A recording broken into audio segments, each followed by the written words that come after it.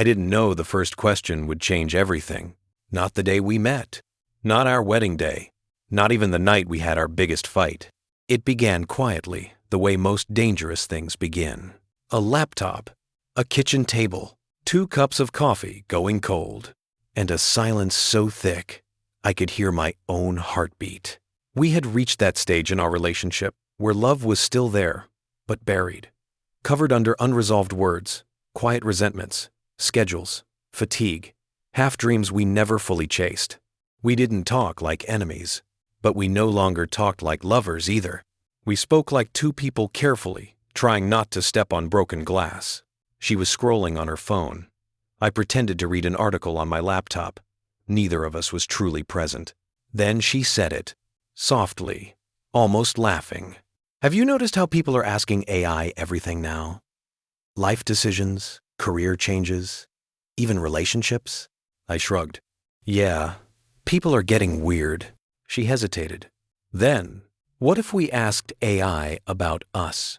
I looked up. Her eyes weren't joking. She wasn't trying to be funny. She was reaching, but I didn't recognize it. Instead, I smirked. What? Like, hey robot, should we break up? She smiled, but the smile hurt. No, more like, why do we keep hurting each other if we still love each other? That sentence did something to me, because she was right. We weren't broken. We were bruised. And bruises take longer to heal. I closed my laptop slowly. My chest tightened. Okay, I said, let's do it. We opened a blank chat window. We stared at the blinking cursor together like we were standing on the edge of a cliff. I typed, "We're a couple who still loves each other, but it feels like we're drifting apart. Why does it hurt to stay? And also hurt to imagine leaving?" We waited. The AI responded, not cold, not robotic, gentle, measured, like a therapist who had read our private diaries. It wrote, "You are not hurting because your love is gone. You are hurting because your love is changing, and neither of you has learned how to grieve the version of the relationship that no longer exists." We looked at each other. Neither of us blinked. My throat tightened. Her hand slowly covered her mouth. The AI continued, "You are still trying to love each other, using strategies that worked years ago, but you both grew, and neither of you taught the other how to love the new version of yourselves." I felt exposed, seen, almost invaded, and relieved, because it finally put words to something I could never name. She whispered, "That's exactly how it feels." For the first time in months, we weren't arguing. We weren't blaming. We were just reading ourselves through a machine. But the AI didn't stop. Both of you are waiting for the other to make the first safe move. You don't fight because you hate each other. You fight because you deeply fear losing each other. A deep silence. This time, not painful, just honest. She reached out, grabbed my hand, and for the first time in so long, we didn't feel like opponents. We felt like 2 people in the same storm, finally acknowledging the rain.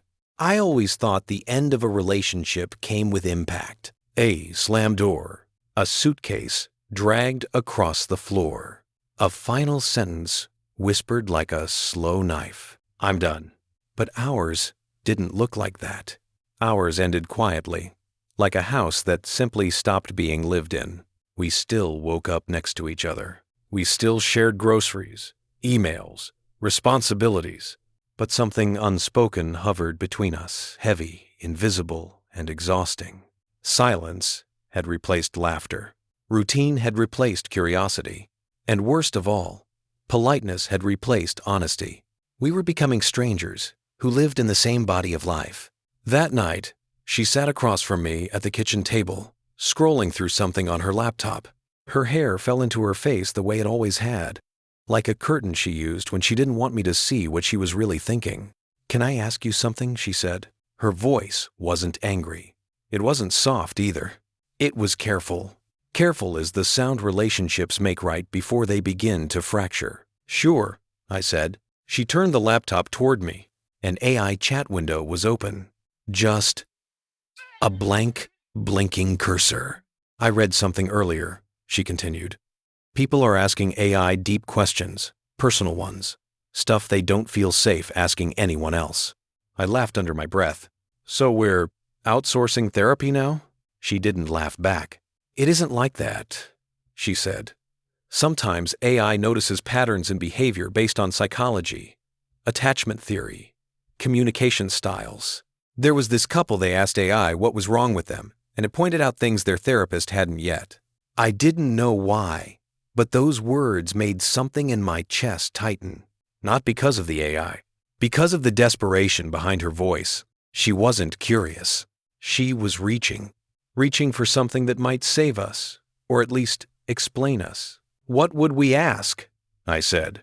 And I swear, the way her eyes flicked toward mine, it was like she had already been rehearsing the question in her head.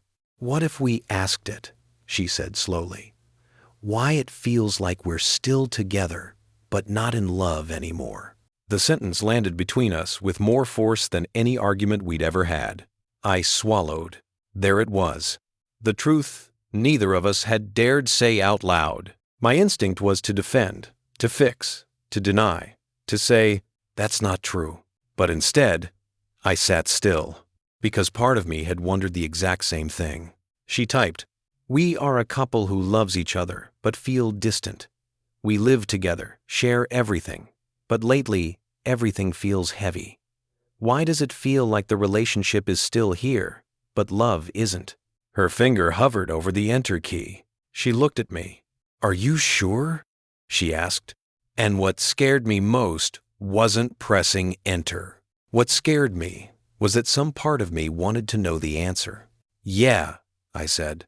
She pressed the key. The cursor blinked. The system processed. The room grew unbelievably quiet. Then words began to appear slow at first, as if someone was carefully choosing how to break our hearts. From what you've described, it doesn't sound like love has disappeared. It sounds like emotional safety has. When couples stop feeling safe to be vulnerable, they begin performing the relationship instead of experiencing it. We both read it in silence. Performing. That word felt like a hand gripping my chest. Performing meant smiling so the other person wouldn't worry. Performing meant saying, I'm fine, when I was drowning. Performing meant pretending I didn't feel lonely sitting right next to her. The AI continued. When vulnerability decreases, connection is replaced by logistics. You begin to run the relationship like a household, not a partnership. Conversations become functional. Authentic conversations become rare. Her hand slowly moved to her mouth. I felt my throat closing. It kept typing. When people feel unseen for long enough, they protect themselves by hiding. Over time, both partners start living parallel emotional lives, convinced the other would not truly understand them. I looked at her.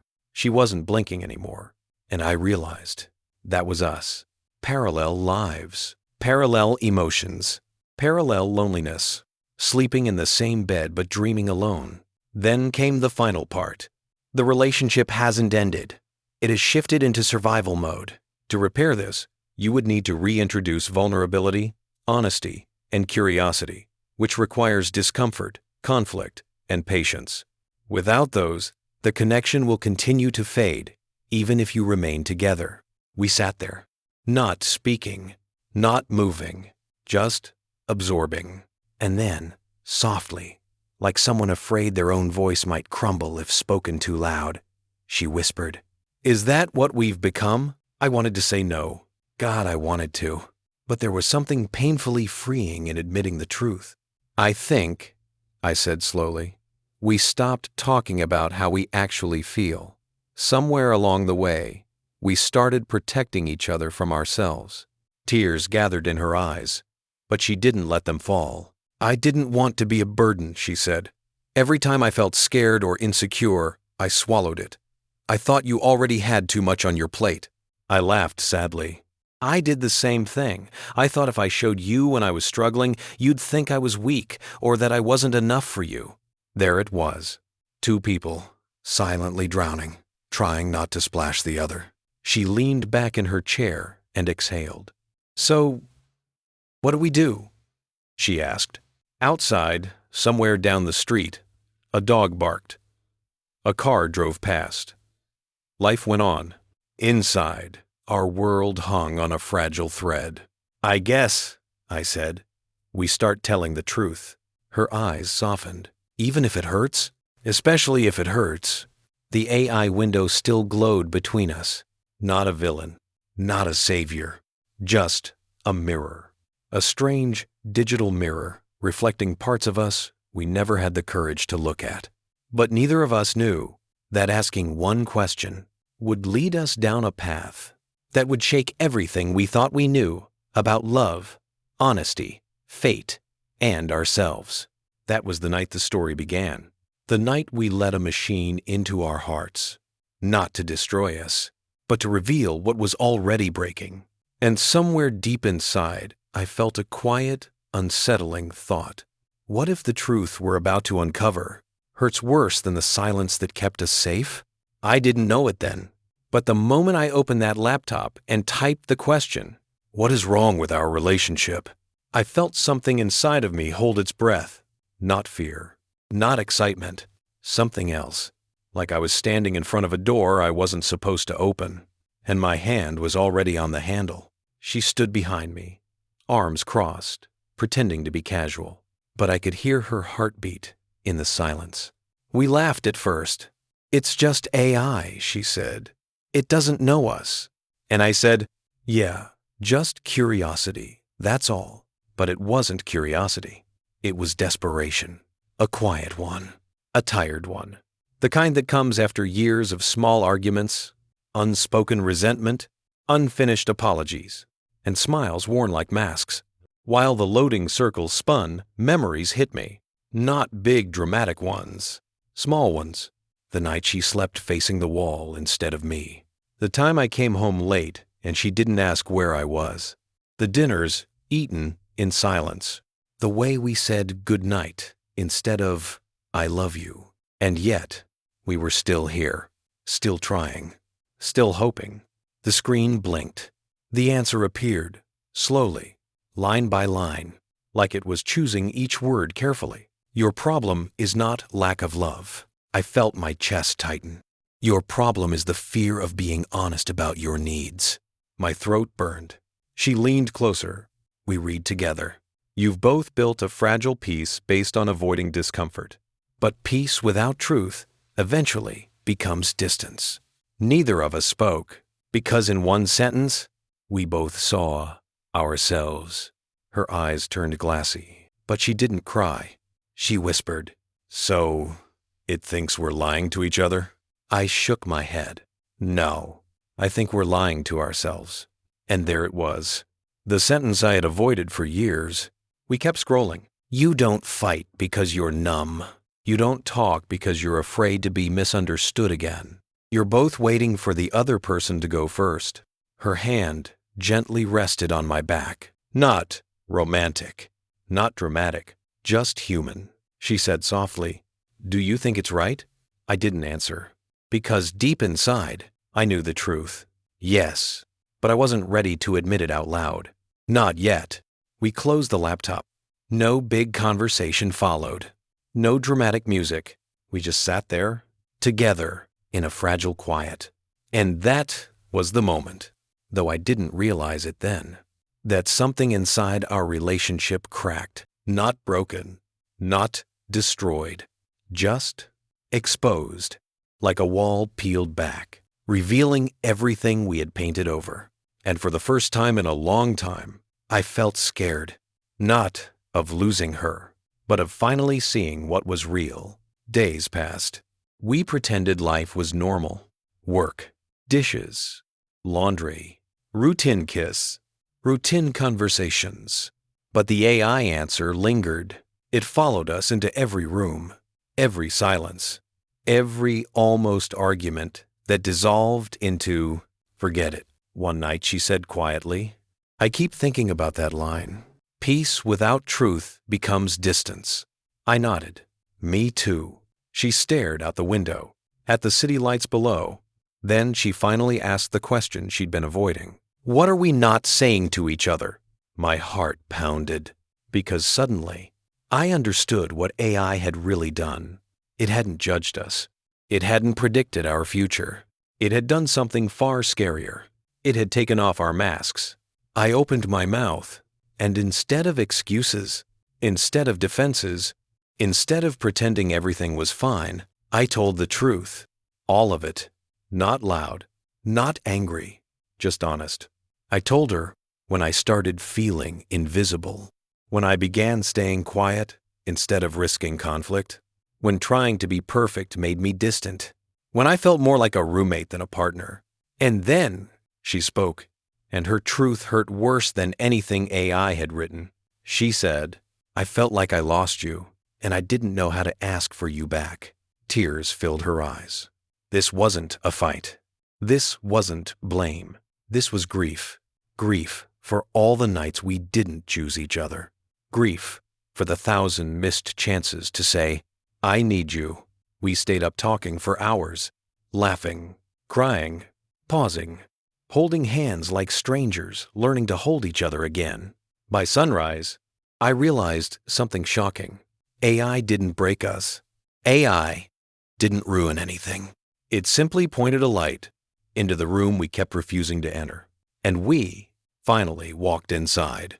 But here's the part that hurt the most. Honesty didn't instantly fix us. We didn't magically become stronger. We didn't become perfect lovers. Instead, we became fragile again. Raw, real. We had to relearn everything. How to argue without injury. How to apologize without pride. How to listen without building defenses. Some days, we moved forward. Other days, we stepped backward so far. It felt like we were starting from zero again. And somewhere along that road, a question began living inside both of us. Are we growing together, or slowly realizing we need to grow apart? We never said it out loud, but we felt it. We carried it like a soft weight. And that's when I understood something life never teaches you. Sometimes love doesn't fail. Sometimes love simply grows in different directions. And the bravest thing two people can do is not cling to what was, but face what is. Even if it hurts. Even if it leads somewhere unknown. Even if the ending doesn't look like the fairy tale you expected. And that is where our story truly began. Not when we met. Not when we fell in love. But the day we finally had the courage to ask, what if facing the truth doesn't destroy us, but finally sets us free? I don't think there's a clean way to describe what it feels like when the thing you turn to for answers starts asking you questions back. Because that's where everything shifted. At first, AI was just a novelty. A kind of digital therapist we could switch off whenever the conversation felt too real. But one night it asked, "When was the last time either of you felt truly seen?" I laughed. She didn't. She stared at the screen like someone had reached through it and touched something fragile she'd been hiding for years. And for the first time, I realized I wasn't afraid of losing her. I was afraid I already had. We started answering questions we had never asked each other out loud. The AI would ask, "What do you wish your partner understood but never notices?" She typed first. I waited. It took her a while. Then the words appeared. That I have been lonely even while lying next to him. It didn't feel like betrayal. It felt like truth being dragged into daylight. My turn. My hands hovered over the keyboard. I didn't want to hurt her, but wasn't that the point? I typed, "I feel like I'm constantly auditioning to be enough." We both just stared at the screen. No one cried. No one yelled. We just sat there, realizing our relationship wasn't broken in dramatic, obvious ways. It was eroding quietly, like cliffs slowly disappearing into ocean waves. Over the following weeks, we kept using AI, not obsessively, just enough. Enough for it to become a mirror, a referee, a confession booth. It asked us, if this relationship ended, what would you miss most about each other? She typed, the way he makes everything feel like it has possibility. I typed, the way she makes ordinary moments feel like they matter.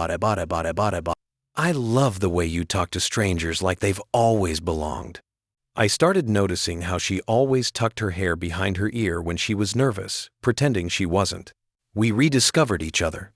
Not like fireworks, more like remembering an old song you forgot you used to love. And for a while, we were okay. Until the night it asked the question I still hear in my head.